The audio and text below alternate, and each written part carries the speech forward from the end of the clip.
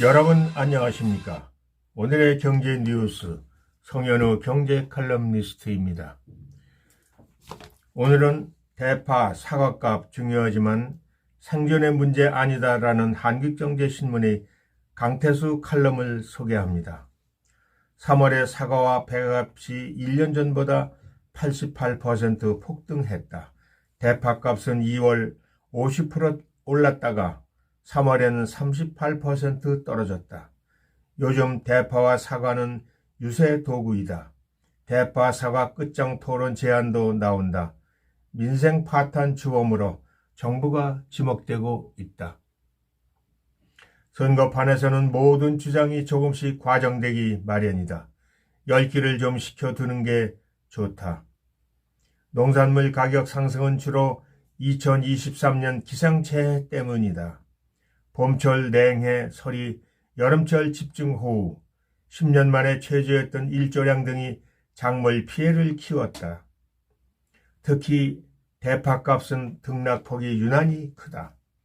2021년 3월 키로당 6,981원까지 치솟다가 불과 넉 달 후엔 2,066원으로 급락했다.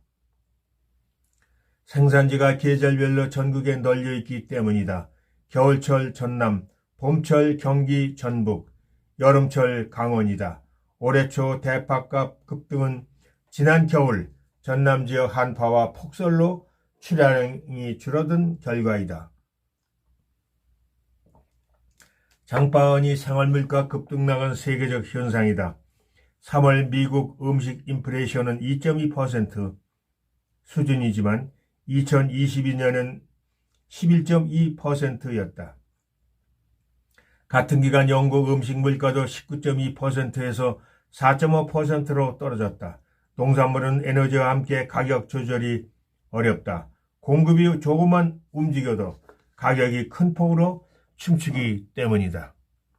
그래서 전문가들이 물가 추세를 볼 때는 농산물과 에너지 가격을 빼기도 한다. 1974년 미국 중앙은행이 제안한 근원물가 개념이다. 2022년 7월 글로벌 인플레이션은 40년 만에 최정점까지 치솟았다. 미국을 비롯해 영국, 유로존 등이 물가가 10% 안팎으로 뛰었고 한국 국내 물가도 6.3%까지 올랐다. 하지만 책임이 정부와 한국은행에 있다며 몰아붙이진 않았다. 러시아 우크라이나 전쟁, 코로나19 사태, 글로벌 공급망 훼손 등 해외 공급 요인이 압도적으로 컸기 때문이다. 수요 충격이 밀어올린 인플레이션은 하방 경직성이 크다. 한 번 오른 임금은 떨어지기 어렵다. 이에 비해 공급 충격이 인플레이션은 수급 애로가 풀리면 곧바로 진정된다. 물류, 배송기간 단축, 컨테이너 선적 비용 하락, 유럽 천연가스 가격 안정, 국제 농수산물 가격 하락 등이 2022년 여름부터 빠르게 진전됐다. 공급망 작동이 정상화된 영향이다. 국내 소비자 물가 상승률도 3월 3.1%로 안정화됐다. 다만 밥상 물가는 여전히 높다. 헌법은 국가는 농수산물의 수급 균형과 유통구조의 개선에 노력하여 가격 안정을 도모함으로써 농업인의 이익을 보호한다는 농산물 가격 안정을 정부의 책무로 규정하고 있다. 대통령이 전면에 나섰다. 국민들의 장바구니 물가 안정을 체감할 때까지 긴급 농축산물 가격 안정 자금을 무기한 투입하고 지원 대상을 확대하겠다는 것이다. 채소, 과일 가격 안정을 위해 정부가 1,500억 원을 투입했지만 국민 부담을 덜기에는 부족하다고 본 셈이다.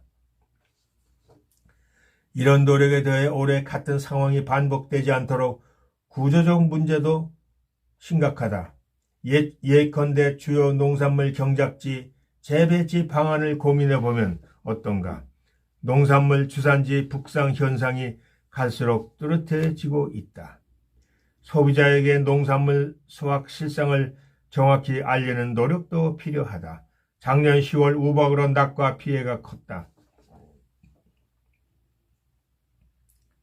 전체 피해 면적 163헥타르 중 사과 피해 면적이 87헥타르로서 53%에 달하고 있다. 당분간 높은 가격이 불가피하다. 해외 작물 수입은 또 다른 문제를 수반한다. 해충이 유입되면 생태계 교란이 발생하기 때문이다. 이런 사연을 알게 된 소비자가 모든 것을 정부 탓으로 돌리지 않을 거다. 소비자도 구매 시기를 조절하면 어떨까? 대파, 사과, 배를 못 구한다고 생존이 위협받는 건 아니다. 가격이 오르는 것은 수요를 줄이라는 시그널이기도 하기 때문이다. 문제는 도처에 산적되어 있다. 부동산 프로젝트 파이낸싱 부실은 자칫하면 제2금융권 위기로 치달을 수도 있다. 대파, 사과값 못지않게 절박한 리스크가 적지 않다는 점을 잊어서는 안 될 것이다. 이상입니다.